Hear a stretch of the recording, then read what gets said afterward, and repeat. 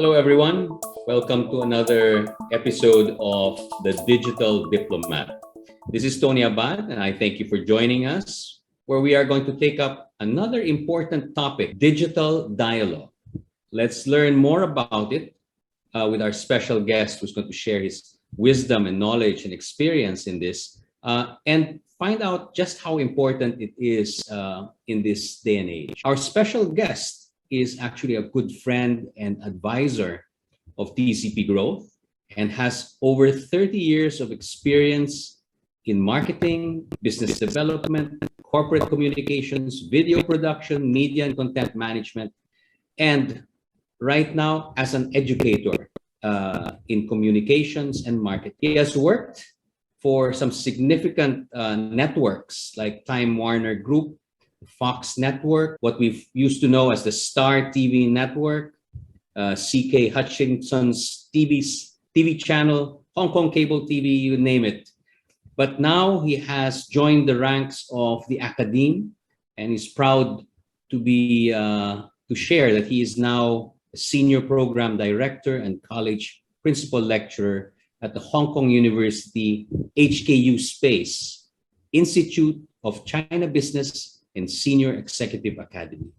Ladies and gentlemen, please welcome our dear friend, Mr. Ray Yuen. Ray, welcome and thank you for taking time to be with us. Hello, Tony. Thank you very much for having me here. It's my honor, indeed. I look forward to learning from you, actually. Well, thank you very much. We'll try to learn from each other. I got very excited to note that you are now an academic, and I am. I don't know if I'm a frustrated or budding academic, or trying to be academic. But I know I have much to learn, especially in trying to integrate this topic of the digital world and marketing and integrate it into our mainstream education process. The topic for today, which we'll try to focus on, is digital dialogue. Now, why is dialogue important, especially when you're trying to build brands in the digital world, and maybe with special emphasis on small and medium enterprises or entrepreneurs? Thank you very much, Tony, for having me here and asking a very interesting and meaningful question. I think, first of all, I would like to share that for SME, the small and medium entrepreneurs, what they are usually facing is a situation with less budget, with less manpower, with less popularity, and even less credibility, right? Mm-hmm. So I think in today's digital world is a very good opportunity or way. It's an economical way for these SMEs to do their brand building. For example, they can do all this at a very cost-effective way on like Facebook, Twitter, and Instagram, and in China, because now I'm in China, I've been quarantined, and like WeChat, Weibo, Xiaohongshu, etc., you name it, you got it. So it's a very, very cost-effective way for the SME to do their brand building. So it's the first thing. And the second thing is why dialogue, right? Why dialogue is important. Yes. I think because in the digital world, or what we call, because I'm teaching marketing, so I think marketing is now entering the marketing 5.0 era. That means it's an era where we is more important than I, right? And it's more about interaction than unidirection. It's more about empathy than apathy. It's more about customers than brand. It's more about equality than hierarchy. So based on all these features of the digital world, I think brand building of SME in the digital world today must be about dialogue, because that's how we interact with our customers based on the principle of equality and empathy.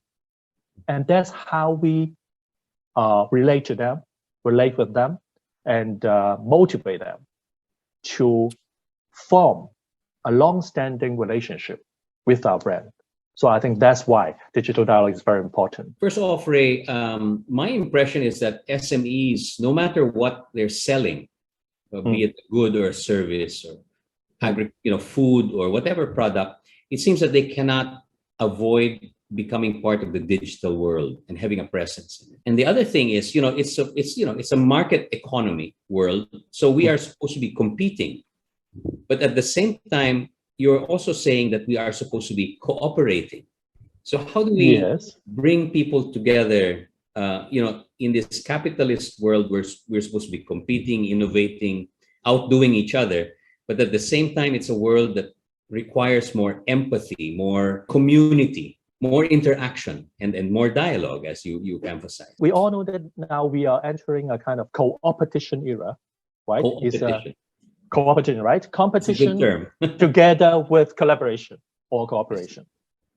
Actually, there are many industries that we are doing that kind of coopetition way of doing business, like the mobile industry. Even for the large corporation, all these multinational corporation, they are doing this. So why not for the SME? Given the fact that they are even with less budget, so they can't afford the cost or impact brought to them by the competition. Mm-hmm. So they do need to compete while collaborating or collaborate while competing. Okay. So dialogue is basically I cannot say that it's the only way, but I think it's the most effective way. From this, I can share with you a short story. And it actually is a historical story. I think it's a kind of comparison we can make.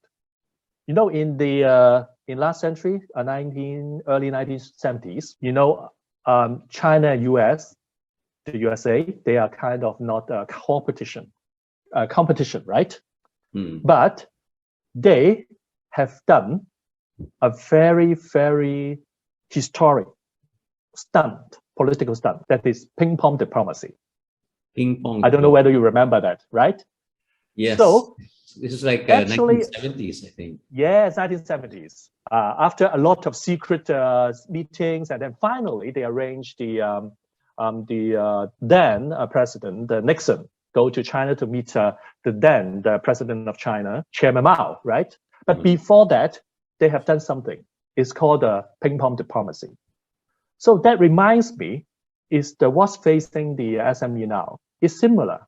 I will quote it as a kind of collaborative ping pong relationship, because it's not competitive ping pong, it's cooperative ping pong. So while they are competing, they must, ping pong, the nature of ping pong is I serve a ball and you must receive, and then you serve back, right?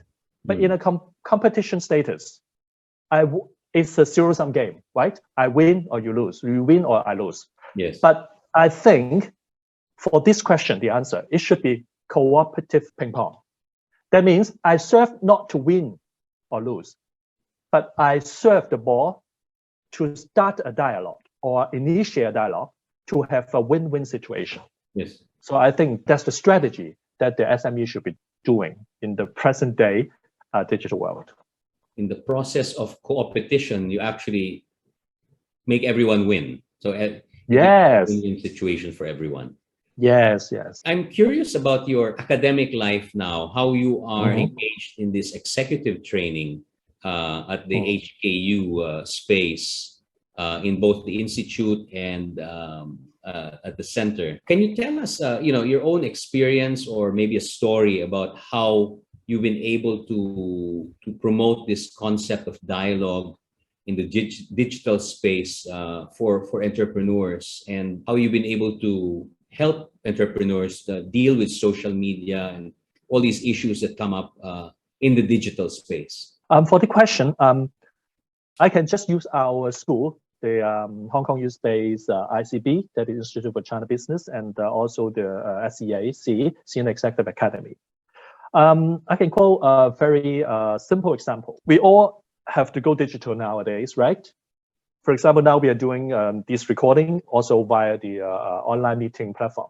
And also for our school, for example, we have to conduct a lot of online talk during this pandemic. situation. There are different phases. In the first phases, we try to do all this online talk for example, for one lecture, for example, for myself, I just do the talk.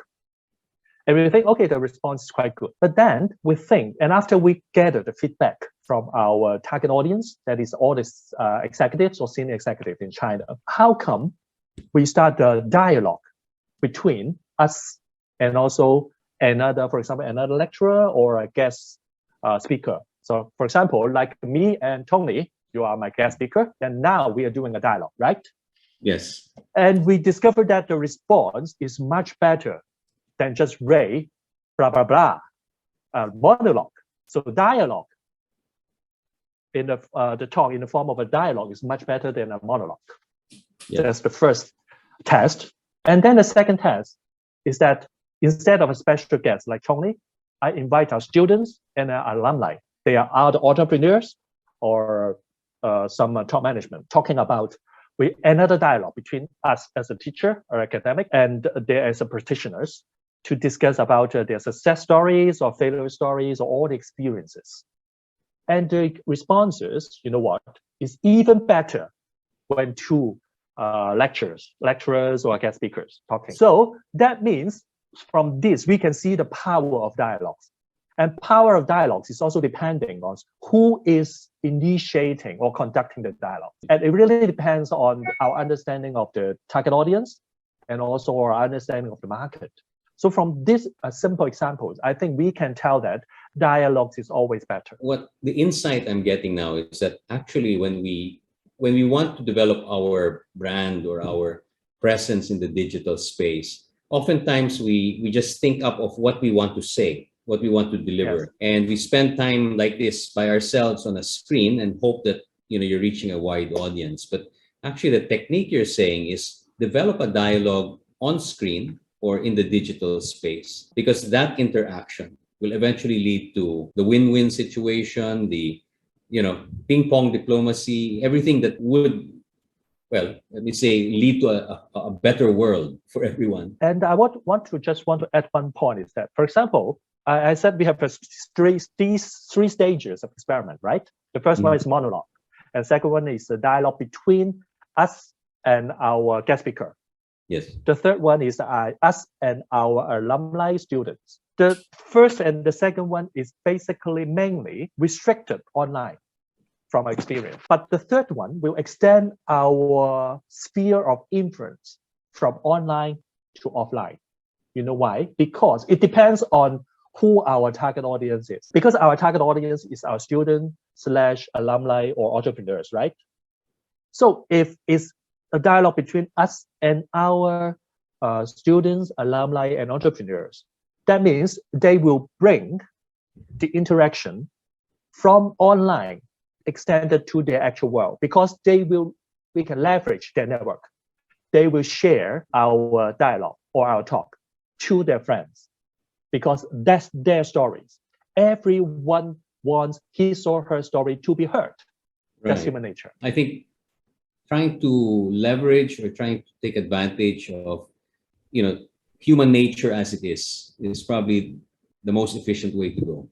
That seems to be an insight I'm developing right now, thanks to what you've shared. Well, before we go, Ray, the other thing we wanted to ask of you, I mean, speaking of your alumni or anyone else in the audience, what is the first step you would recommend or suggest to entrepreneurs, to your students, as the starting point in building credibility and a presence in the digital space and using digital dialogue in the process? I think I would rather say that is first few steps, okay? And also a principle of 6C. Let me share with you this principle that I think is very important when we are doing the digital dialogues for the SME. I think the first one is the cost effectiveness, as I said, because nowadays when we are doing all these dialogues on digital world, is much less costly than before, right? Mm-hmm. So it's a cost effectiveness is the first C. And the second one is the consistency, because it's about brand building. brand building is about consistency. That means your message, your voice, your brand image must be consistent on different social media platforms when you are initiating or conducting the dialogue. And then also the convenience. Convenience means that we have to make it user-friendly for our target audience, right? If you have them to the user experience, if it is very troublesome, it is very complicated, then you can have a very smooth and effective dialogue. And the fourth C is the continuity. That means, is it sustainable? As I share with you in the before in the beginning of this chat, is that SME usually facing one problem is they are with less or limited budget, right? So how they can use the minimum manpower to do or to initiate or conduct the digital dialogue for a long period of time. That will lead to the consistency of the brand. And then the fifth C is connectedness. As I said before, we must be empathetic so that we can connect with our target audience. That is our customers, right?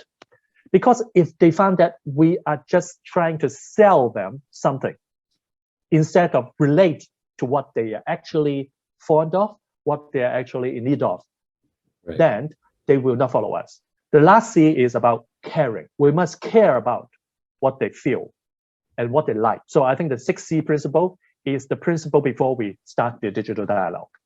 And a few steps, I think, is, first of all, we have to know the topic of the dialogue. Is it complying or aligning with our 6C principles?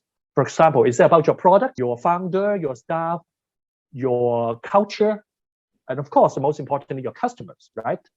And also, will your target audience, like your customers, are they interested in the topic or the context? Will your target audience find it valuable to them? Because everyone will only like, comment, or most importantly, share your content or through the dialogue, if they find it is of value to them or is valuable to them, right? So, and also the style of the contents of the dialogue. Is it valuable, as I said? Is it emotional? Is it story-driven? Is it fun?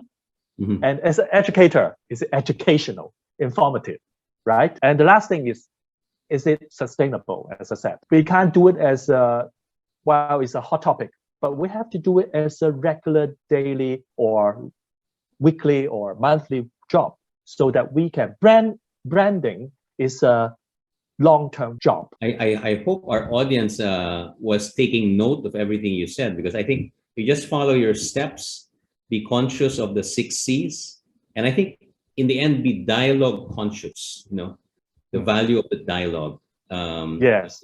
Is what going to build on what you have described as not something big and showy, but actually something that is long-term, that is foundational. It builds on strengths and sort of builds for the for the far future, for later generations. Unfortunately, our show is too short when it comes to really great topics like this. On behalf of TCP Growth, I'd like to thank you very much, Ray, for sharing your precious time with us today, and giving us these words, these pearls of wisdom regarding the value of dialogue in the digital space. To our dear audience, if you have found this of value, please follow us on YouTube and all social media. And thank you for being with us today. This is on the Digital Diplomat.